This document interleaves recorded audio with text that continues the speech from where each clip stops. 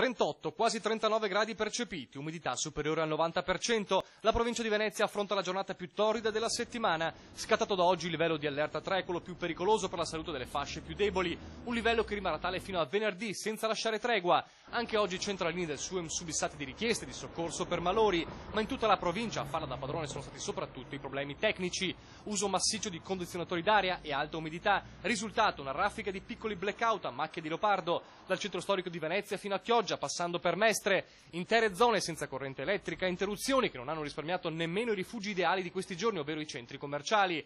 Blackout temporaneo stamane allo Shan, un'ora circa. Blackout temporaneo ieri sera al Valley Center. A Marconi in particolare l'erogazione a singhiozzo ha riguardato un'intera area con oltre metà della popolazione colpita. Ieri un po' di più verso la zona Gaggio, questa notte Marcon, questa mattina ancora Marcon, e quindi una situazione che ci sta mettendo un po' in difficoltà. Dito puntato contro Enel e la sua gestione della situazione. Intanto in paese molti si lamentano della scarsa comunicazione e dei disagi subiti. No, non si sapeva niente.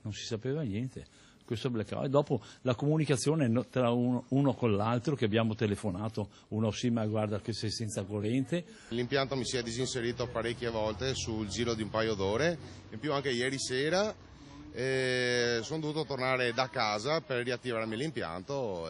Speriamo che non ci siano interruzioni più prolungate, altrimenti poi purtroppo ci potrebbe essere di farmaci che, non essendo garantiti nella temperatura di conservazione, soprattutto quelli da frigorifero, dovrebbero essere smaltiti come scaduti.